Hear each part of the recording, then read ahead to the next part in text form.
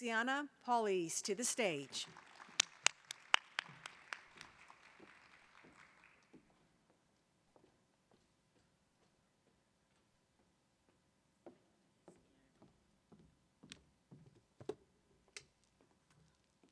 All right, hi everyone. How are you doing today? Hi, I'm so excited to be here. I really thank Liz for inviting me. She's been planning this for the last 2 years, I guess. So this is amazing, and I'm glad to see so many women in this town. Usually, when I go to events, there are mostly men. So this is fantastic. All right. So first thing I wanted to say is I was really touched by Dr. Chisa, our previous speaker, and one of the things that she said is that when she was sick, um, the doctors were taking care of her like if she was the only one there, right? And that's kind of what I'm going to talk about today. How can we build more of those organizations where employees care about each other and we build really human-centered organizations, because just like in a hospital you can change the life of a person, you can do that also wherever you work.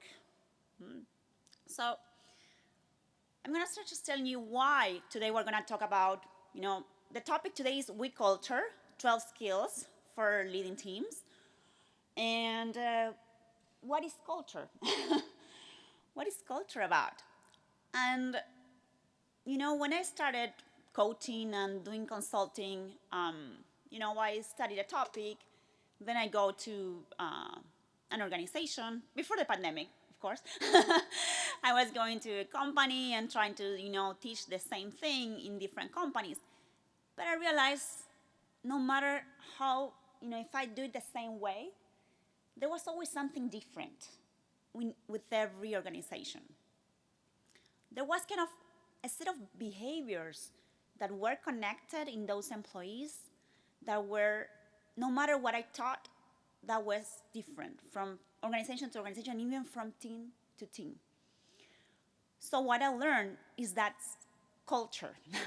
And that's the same that we see here in Beaumont, and I was seeing in Argentina when we move, like Chisa said too, like we move from one place to the other.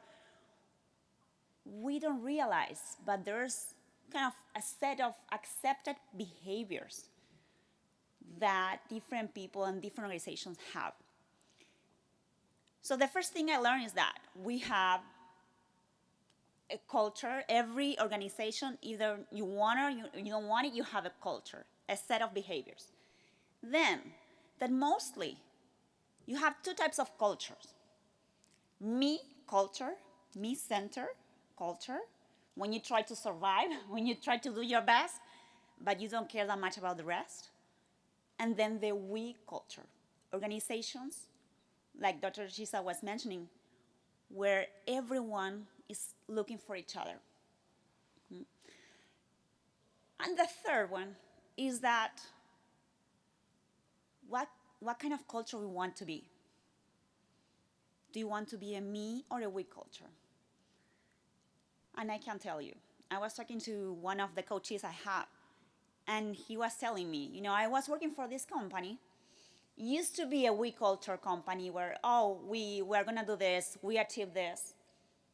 But then it turned like so number center, so let's win center, that he felt not seen anymore, not heard anymore. Do you know what happened? He left.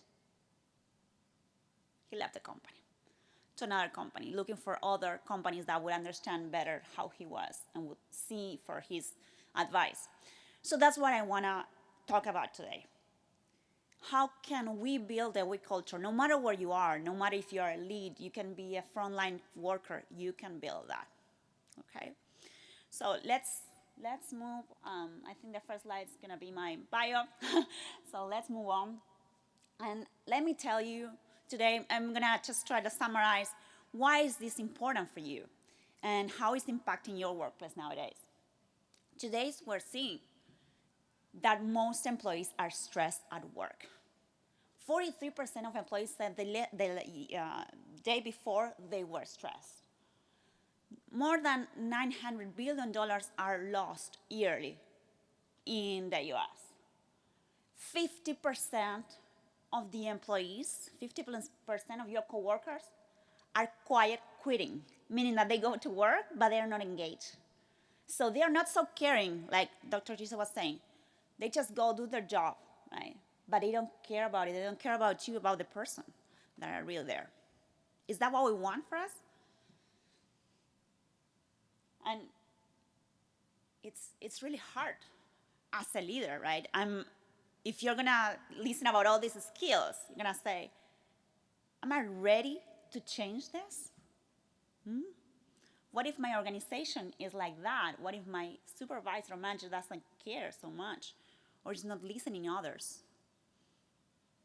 Well, most leaders say that they feel unprepared for their roles.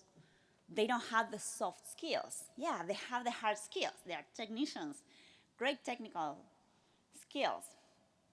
They know the numbers. But is that enough? 87% wish they had more training. And these numbers are even previous to the pandemic. With the pandemic, we realized that we even need more women, more people-centered organizations, where we really care about what people feel, what they are doing every day, feel about, care about their families, care about how they are. So statistics are showing that even though we probably think, that was more important to keep an employee in a company, to reduce attrition is money. Yeah, just give them more money and they will stay, or more bonuses. And that's not the case. What we're seeing here is that, if you go to the previous one, sorry, there. So we're seeing that a toxic corporate culture, so all these toxic behaviors, right, where we focus on you, on how you do better, and you don't focus on your clients, you don't focus on your coworkers, is making most of the people leave the company. More than the salary. More than the salary. So what can we do about it? What is culture? Really, culture, as I said, is something that is already set. Every organization has preset behaviors. The question is, are they good?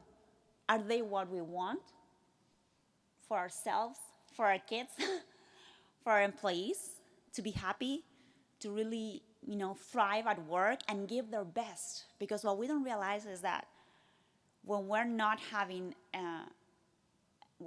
toxic culture, we're not giving our best. Like, we're quite quitting. We're going to work, but we're not really giving what we could give. So we can try to build a different culture. So here, I'm showing you, right, how a me culture looks like. And maybe you can think about, am I seeing this at work? Am I doing this? And maybe I don't realize, right? Maybe we're working on silos, right, with short-term focus. Go back to the previous one. Focusing more on processes than on people. So what do we have to do? Are you doing it? But how are we doing it? How is this person feeling about it? How do they think they can do better? Prioritizing others like me. And we're going to talk about diversity more later on, but we're having this conference today for women because we feel like sometimes at work, we're not given the same opportunities as others because we're not women, or because we're black, or we're too white, or we're Hispanic, or whatever, right? That's why, because we try to, be safe, so we try to protect people like us. And then, of course, we can do better. I can do better by myself. Better, I don't want to delegate anything because, maybe they may not do it as good as I can. But what about building a we culture where we care about people, about the clients, about the suppliers? We build a system that is more sustainable in the long term for everyone, where we will build more connection. That is, imagine the organization like a person, right? So you drive connection, you drive people to, to think about ideas, attention, what you see, what do you pay attention to, respect, the heart. How many times you feel like organizations have, yeah, a lot of attention, a lot of connection, but they don't have heart? We have to build more of that, build emotions into the work, because we are people. We have emotions, right? We smile. We are sad. Sometimes we suffer things that are bad for us. But it looks like, that doesn't count as long as you come to work and you do your things. But you have to realize that you cannot do your things if you're not feeling well in all these 4 things. And the last one, empowerment, in doing the things. So usually we see that we have, again, attention, we have connection, empowerment, but we lack a lot of respect and emotions. So look at all these things. When we focus on connection, we're going to get more innovation. When we focus on attention, we're going to get more quality. When we focus on empowerment, we're going to get more agility, time management. But when we focus on respect, we're going to get the employee engagement that will help us reduce attrition and be happier at work, actually. Because we spend so many days, so many hours at work, right? How many hours you spend every day? And even if you work remotely, you don't want to have your best time there. Like, I don't know, I imagine soccer players. They love what they do, and they're all day, playing soccer, and, it's great. Why can't we do the same thing? And I'm doing it, I'm doing coaching, this is what I love, and I'm able to do it. But what about you? Don't you want the same for you? And you can do it. And all your workers can do it. No matter the type of work you're doing, you can do it with passion. But we need to build these skills. So I'm going to go over the skills, but we don't have that much time, right? So we're going to be very, go fast, but I'm going to focus again on the respect side, okay? So if you want to build more innovation into your work, you can work on these 3 skills, which are having a purpose, sharing a purpose with your team, not just posting it on the wall, but really sharing what is it that you expect. Do you want camaraderie? Do you want people to, be passionate, to, get curious? I see a lot of values. In most companies have values, but do you really have that all across the employee experience? You have to share those. You have to nourish your network. What is your network? The people that work with you, but your coworker, but it's also the other teams. It's also your suppliers, everyone that is around you. You have to nourish that. And if you're a leader, you have to facilitate that with other team members. That's your role. And normalizing change. Today, we're talking with Liz about change. Hurricanes, pandemic, now the economic turn, it's amazing all the changes that we're going through. But we need to start normalizing it, that making mistakes, it's okay. Looks like a simple thing, but we have to start working on those skills. And you can see here diamond, right? For me, this is how an organization should look like. Instead of a pyramid where we have the owners here and then all the employees down there, with the customers even down there, we have to turn it around and put the employees and everyone, on top.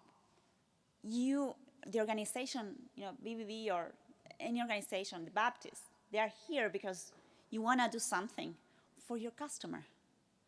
And the people that are going to make that happen are the employees. So that's the primary thing that you have to see. But you see the arrows are going everywhere, from, up, down.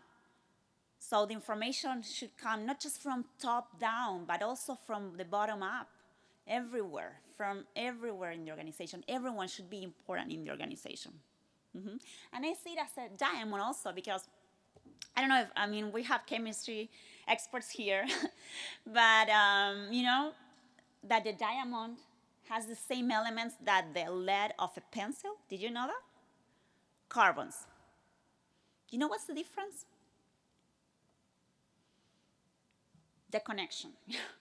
The strong connection with the elements of the carbons. They are so strong in the diamond. Same elements, but they are strong. The connection is the most important part here. So you can have teams with a lot of people, diverse team, but if everyone is not connected very well, communicating with each other, you're not going to get a diamond. You're going to get a pencil in your organization. Yes. So what do you want to be, pencil or diamond? What if your husband, wants to marry you and gives you a pencil? You don't want that, right? Yeah. All right. So it's very important that we build connections, okay?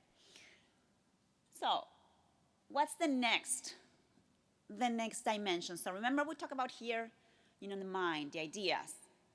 The next one is about what we see, what we pay attention to. We pay attention in the next one. Where do we pay attention to?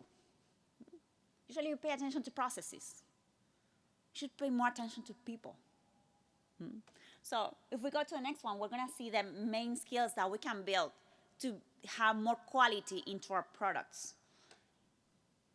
But we're not going to make it just by building great SOPs on standards. We're going to make it when we can help our people give their best, push decision-making to the front line. If we keep I keep the decision-making because I have the master degree or because I know more. You know who know more? The people that are there. They are the ones with the customer.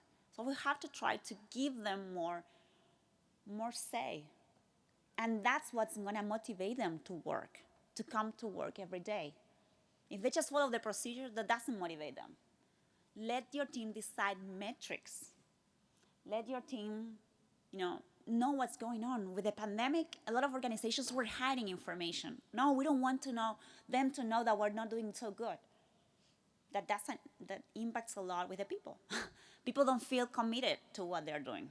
So that's why I'm sharing here some apps that we have nowadays so that, you're not able to see your employee, right? Many people want to go back to the office because they don't see the employees.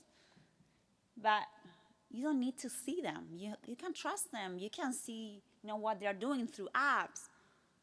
But you can trust that they will do the right things. But this is a mindset change, right? We all have to change with ourselves, with our teams. All right. So now, these are things that, maybe we know about this. We've been trying to delegate some things to the people. We've been working on these apps, after the pandemic. But what is still missing? We're still missing the third dimension, the engagement. And the engagement gets there when we respect everyone in the team as they are. No matter the background, no matter, what type of work they do, no matter how they look, no matter the accent. Yeah. So, what are the skills that we can work on here? First, empathizing with individual motivations through coaching. So, of course, I will say this because I'm a coach, right? But coaching starts with every one of you starting constant conversations with your employees, with your coworkers, getting to know them, not just the regular, okay, did you accomplish your work? Yes. When we're talking about culture, right? In Argentina, this is very different. When we go to a meeting, we spend like 15, 20 minutes talking about nonsense. How was your day? How was your weekend? How's your weekend gonna look like? We get to know each other. He's so different. So I'm not saying this is good or bad, but a good balance is fine. We need to know more about the people that we work with, especially if you're a leader. If you're a leader, you need to understand what they want, what are the things they like, what are the things they're good at, so that you can help them succeed.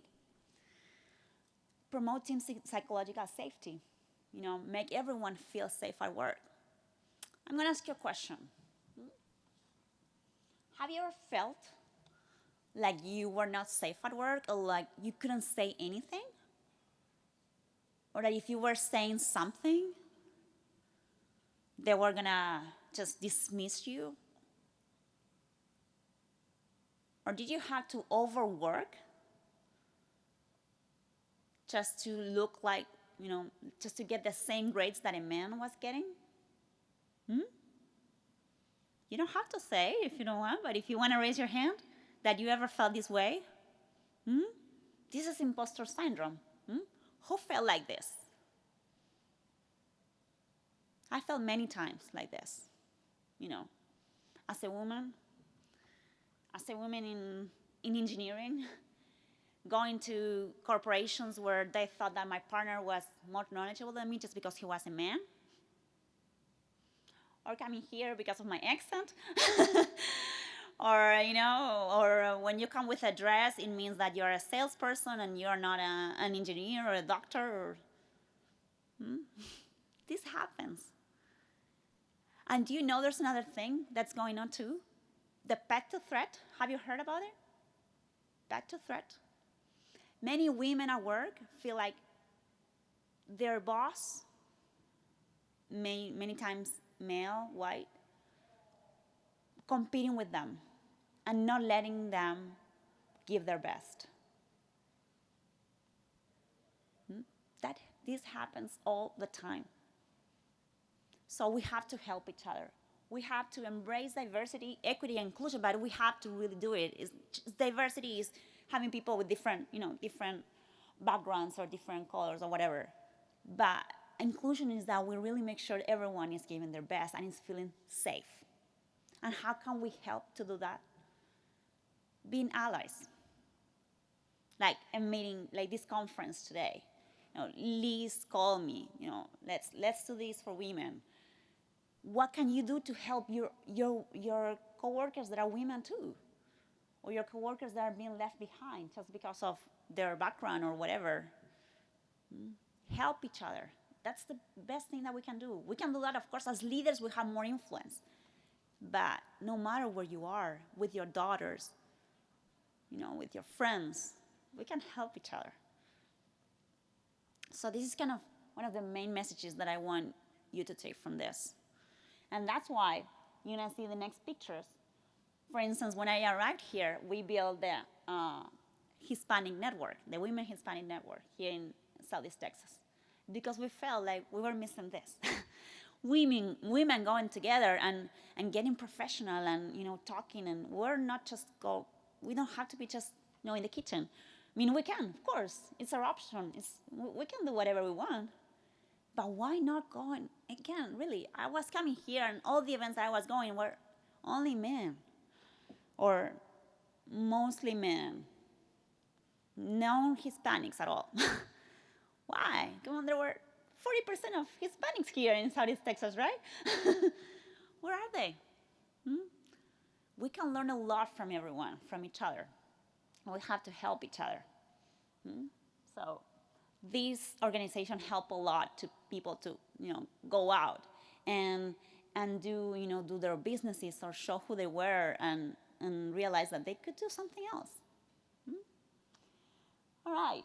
So the last skill is to empower others. So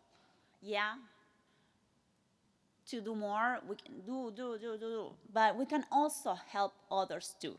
And that's how we're going to be more successful. When we help others too, when we empower them. And next slide, you will see the three skills. And if you see the picture, this is a picture of my daughter in a school here Acton Beaumont. And I really like it because she, with only 8 years, she was able to do a business fair. So this school teaches her. So this is for you to see that this is not just something that I'm proposing that it's totally ideal. No, I mean, there's so many organizations that are already doing this. This is a school, 20 students, but they define team routines. They go every day in the morning and they see, they have a little round and they speak about, a specific topic. 8 years, some guys are 5 years, others are 13. They just say, what they think about it. They know that's okay, you can talk about it. No matter what you say, nothing's right or wrong. They promote autonomy. My daughter every day, today, she sent me the mail of kind of the summary of the week. What she did, what she didn't do, what she accomplished, but it was her own goals. She set her goals. And it encourages self-organization. So every day also they have to clean up when they leave the school. And the kids evaluate each other. You get a 1, a 2, or a 3. Sometimes she gets frustrated when she gets a 2. She needs to get a 3. That, they know how to clean up. So they know that if they have to clean up after themselves, they need not to prevent from getting it dirty in the first place, right? So this is fantastic. And we can do this in organizations. If a school is doing this, why can't we do this?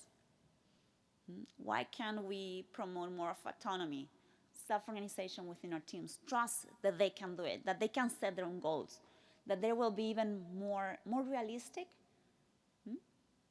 but will also sometimes will even be higher because they are setting themselves for success.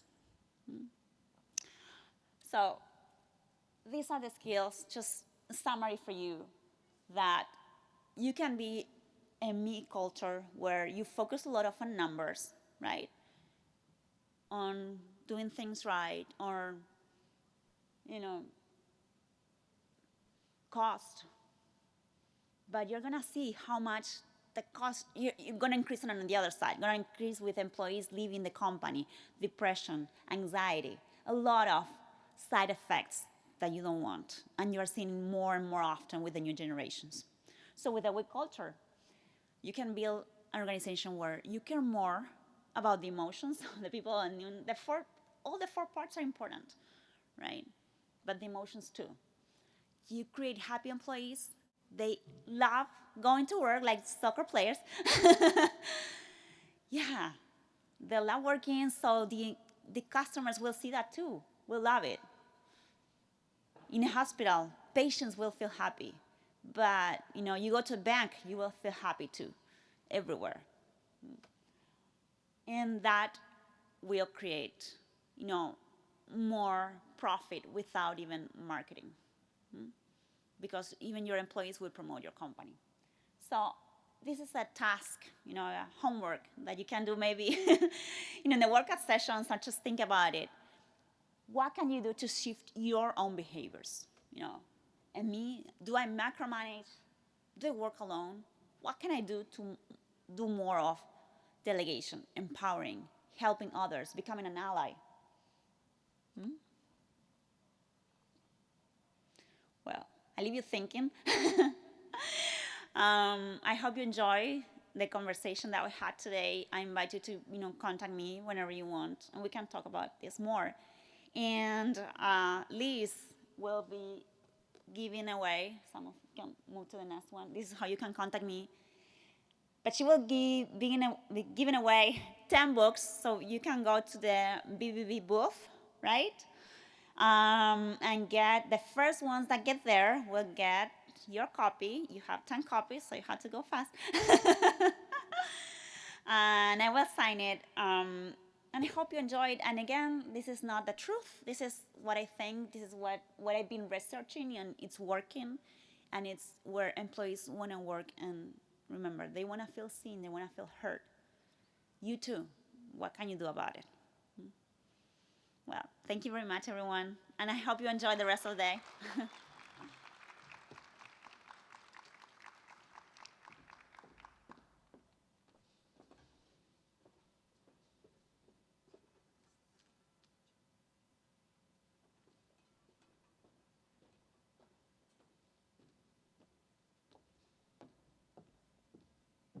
Thank you, Lucy. Let's go out and build that we culture. I just want to piggyback on what she was saying. We have 10 copies of Luciana's We Culture book to give away today. So the first 10 people to take pics with the BBB photo op at the BBB booth will get a free book. So breakout sessions, once again, will begin in a few minutes. Go to your conference roadmap and decide which session you'll join, or simply visit our expo vendor until we are back here on stage. Don't forget